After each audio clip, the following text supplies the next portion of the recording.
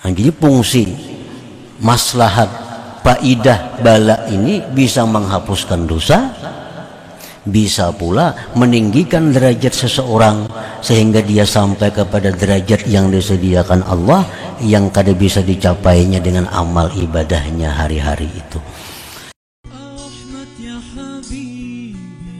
Jangan lupa tonton, subscribe, like, and share.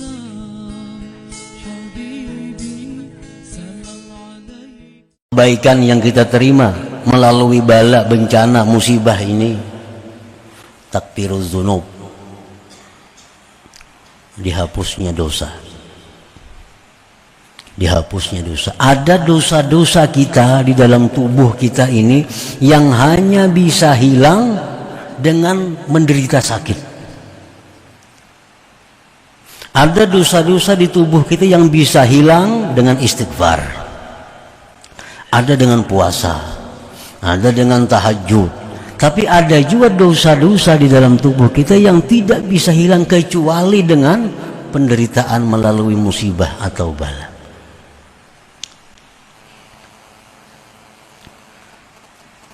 Maslahatnya lagi antara lain raf'ud darajat. Mungkin kita kada punya dosa yang mesti dihilangkan dengan sakit itu, tetapi derajat kita mesti ditinggikan oleh Allah melalui musibah itu.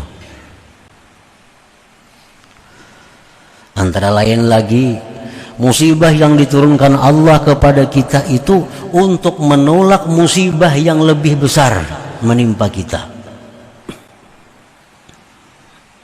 Umpamanya kita hendak ke Banjarmasin, sudah siap, tahu-tahu ada halangan, kepala sakit atau gigi sakit sehingga batal, kada jadi ke Banjarmasin. Maka ke Banjar ini urusan yang menguntungkan, ke Banjar ini urusan yang menguntungkan, tapi karena harus sakit kepala gagal ke Banjarmasin. Nah, ini barangkali ada hikmah, ada maslahat di dalamnya. Kita gagal berangkat ini. Barangkali andai kita berangkat ke Banjarmasin, di Binuang tabrakan bisa pecah kepala kita. Bisa pecah kepala kita. Digagalkan oleh Allah, digantikan dengan sakit kepala sedikit saja. Nah, itu kita hanya Allah yang tahu. La ya'lamuha illallah.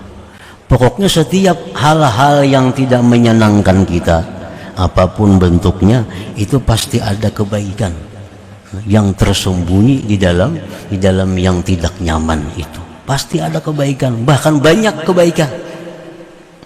Banyak kebaikan.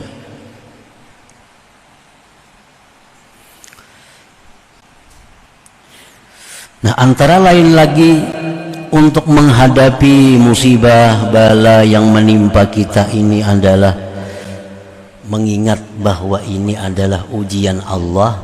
Allah hendak menguji aku apakah cinta atau kada kepada Allah itu. Nah, sekarang ini kita mungkin mengaku cinta kepada Allah, cinta kada cinta lawan Allah. Belum diuji lagi nih. Nah, Allah hendak menguji itu. Bukan Tuhan menguji untuk Tuhan. Tuhan kada perlu ujian, Tuhan sudah tahu sama dengannya. Cuma kita ini kan kada tahu apakah bujur-bujur cinta kepada Allah atau kada bujur cintanya. Nah, diturunkan Allah bala. Nah, bila seseorang ini bisa menerima dengan sabar, dengan ridha, nah berarti ini orang benar pengakuannya bahwa aku cinta kepada Allah Subhanahu wa ta'ala. Nah, para muhibbin rahimakumullah. Jadi setiap bala musibah yang menimpa diri kita, keluarga kita, harta kita, kedudukan kita, maka itu adalah banyak kebaikan, banyak kemaslahatan yang tersembunyi di dalamnya itu. Qala Nabi sallallahu alaihi wasallam, Rasulullah bersabda, "Ma yusibul muslima min nasabin wala wasabin wala hammin wala hazanin wala adza wala ghammin hatta syaukatu yushakuha illa kaffarallahu biha min khatayah. Tidak ada yang mengenai akan seorang muslim daripada keletihan, keuyuhan, lapah, atau sakit, atau duka cita karena memikirkan hal yang akan terjadi. Kita ini sedih nah pikiran nah.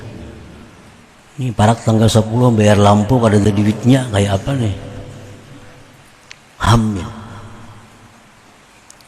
Wala hazan, sedih karena ingat kejadian masa lampau. Tak ingat anak mati, timbul sedih dalam hati. Wala aza, dan tidak ada satu gangguan dari orang lain, dari manusia yang menyakiti kita lewat kata-katanya atau lewat apanya. Dan tidak pula duka cita yang sedang dihadapi, sehingga duri yang masuk melukai kita, melainkan Allah menghapuskan dengan semua itu sebagian dari kesalahan-kesalahan kita. Para muhibbin rahimakumullah, ini artinya untuk meringankan beban musibah bala itu. Kita kasusuban, terjajak paku, terjajak duri, sakit tuh. Nah, ada dosa yang gugur, ada dosa yang dihapuskan oleh Allah Subhanahu wa Ta'ala. Ada orang yang memfitnah kita, ada orang yang menggibah kita, ada orang yang menyakitkan kita tutur katanya. Kalau kita sedih, nah, ada dosa yang gugur daripada kita, ada dosa yang hilang daripada kita. Pokoknya apapun yang menimpa kita, sesuatu yang kada nyaman itu, salah satu maslahatnya adalah menghapuskan sebahagian dosa-dosa kita. Wa qala an-nabi sallallahu alaihi wasallam ma yazalul bala bil mu'min wal mu'minah bi nafsihi wa waladihi wa malihi hatta yalqa Allah wa ma alaihi khati'ah. Rasulullah bersabda, senantiasa bala itu ada dengan orang mukmin dan mukminah, dirinya, anaknya, hartanya, sampai dia meninggal dunia, sehingga dia bertemu Allah tanpa ada sedikit membawa dosa. Nah, sakaratul maut itu sakit, itu paling sakit, yang sakit itu sakaratul maut. Nah, itu sakit sakaratul maut bagi orang yang beriman adalah menghapuskan dosa-dosa mereka. Orang sakaratul maut kayak apa sakitnya? Itu sakit yang terakhir yang diterima dalam dunia. Bila kita sabar menghadapi sakitnya sakaratul maut itu menghabiskan dosa-dosa kita. Makanya Umar bin Abdul Aziz radhiyallahu anhu, beliau berkata, aku tidak akan berdoa kepada Allah supaya dimudahkan sakaratul maut. Biar mautku sakit, asa dosaku dihabiskan oleh Allah Subhanahu wa Ta'ala. Buat apa sakaratul maut nyaman tak urihing mati, tapi di akhirat dalam neraka kaina. Orang mati ini kenyamanan tak urihing matinya. Tapi dosanya kada diampuni Tuhan, sehingga di akhirat dia akan menerima azab. Nah, kalau orang mati sakit, orang beriman tapinya matinya sakit sakaratul mautnya, ini akan menghapus dosa-dosanya, sehingga dia bertemu Allah dalam keadaan tidak membawa dosa lagi. Nah, jadi pokoknya bila ada yang sakit, bila ada yang kada nyaman, nah itu satu maslahatnya adalah menggugurkan ada dosa-dosa kita. Qala an-nabi sallallahu alaihi wasallam, innar rajul la takunu lahu ad-darajah indallah la yablughuha bi'amali hatta yubtala bi bala'in fi jismihi fayablughuha bidzalik. bahwasanya seorang laki-laki sungguh bagi dia itu derajat di sisi Allah yang tidak sampai dia kepada derajat itu dengan amalnya, sehingga dia dibalakan dengan suatu bala di tubuhnya, maka dia sampai kepada derajat itu dengan sebab bala. Innar rajul, ini umumnya adalah orang-orang yang diberi Allah ilmu, artinya para alim ulama. Ini ilmunya banyak, tapi inya kada sanggup mengamalkan banyak-banyak ilmunya itu. Orang alim ini baca kitab amalan misalnya. Ini baik dibaca subuh, ini baik dibaca jam 9, ini baik dibaca habis tengah hari, ini baik dibaca habis asar, ini baik dibaca habis maghrib. Dalam azkar ada pelajarannya. Tapi orang alim sendiri kada mampu mengamalkan apa yang ia sampaikan itu.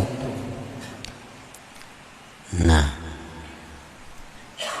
artinya apa? Orang alim ini punya derajat yang tinggi di sisi Allah yang kada bisa dicapainya dengan amalia.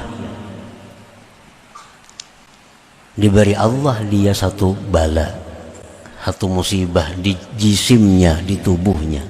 Nah, dengan bala itu, pahalanya itu bisa mencapai dia kepada derajat yang disediakan Allah Subhanahu wa Ta'ala untuk mereka itu.